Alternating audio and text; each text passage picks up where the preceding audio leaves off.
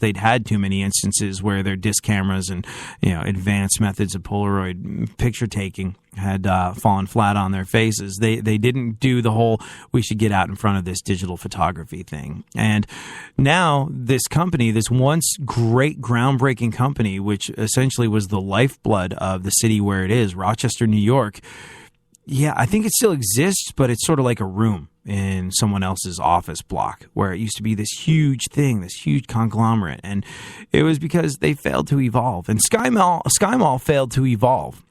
But I think what's interesting about it is that, look, history, I think, will start being less and less relevant. Not less and less relevant, but less and less. Look, knowledge is less prized. You remember when you had to go to a library, maybe hunt around on one of those microfiche things in the 5th grade to do your book report? You don't have to do any of that anymore. And same with music. You don't have to drive to a store. You don't have to struggle with a shrink wrap on a CD. You don't have to plunk down 15 of your saved up allowance dollars. You don't have that quest for knowledge or for music or any of the above. It's all just readily available. And the fact that you don't have to put any effort into getting it devalues it. It really does. Knowledge isn't something that's sought after and hard won. Knowledge is something that's at your fingertips, in your phone, whenever you need it. So you don't have to go to a library and try and remember it.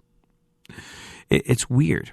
But I think that, interestingly enough, by not evolving with the times, by not having sort of like an app, Facebook pages, Twitter accounts, websites out the yang, SkyMall, I think, will become sort of like a relic of the past and an antique. And I think you're right, Funkhauser. I think SkyMall magazines will be worth more in the future because people won't know. People won't have that instant, easy access to SkyMall. They won't have the website, the app, all of the above. They're going to have to hunt down old SkyMall magazine catalogs, and I can't imagine too many people will have been saving them, so they're probably going to be kind of rare. So conversely, if you're staying with me on this one, because it wasn't so readily digitally available in the future, it'll probably be worth more because you're going to have to go on a kind of quest if you want to find out anything about SkyMall. But the upside of it for us right now is that because SkyMall filed for bankruptcy on Thursday, it means we won't be able to buy the Siamese Slanket or a photo of Sean Connery signed by George Lazenby. Unfortunately for SkyMall, I guess people aren't interested in reading or buying their catalogs anymore. I was totally interested in reading them. I didn't know people paid money for them. Now we all carry 7 different devices that provide entertainment, reading material, and games, and all of the above. I think it also hurt SkyMall once the FAA made it legal to use electronics during takeoff and landings, because now we never need to take our eyes off our screens. That said, I can't think of a single flight that I've been on my entire life where I haven't immediately, once I sit down after they do the whole, hey, if we go down in a ball of flames, it might interest you to know that if you live, you're not going to live.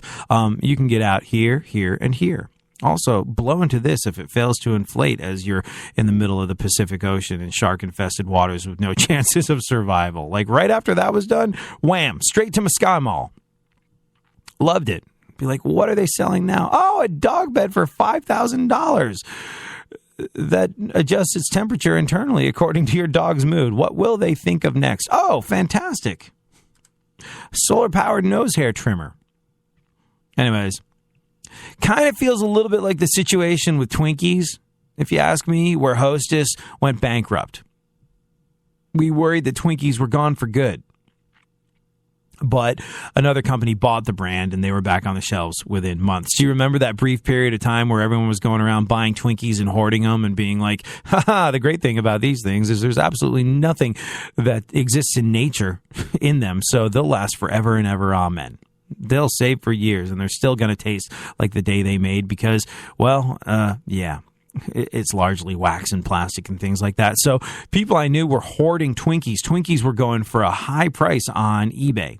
Everybody thought they were gone for good. But another company stepped in, bought the brand, and they were back on the shelves within months.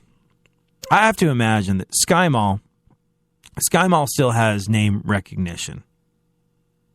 So it's entirely possible another buyer will come along and resuscitate it and maybe do the right thing. Maybe make SkyMall apps. Maybe make it something that you can, something that'll drag it kicking and screaming into the year 2015.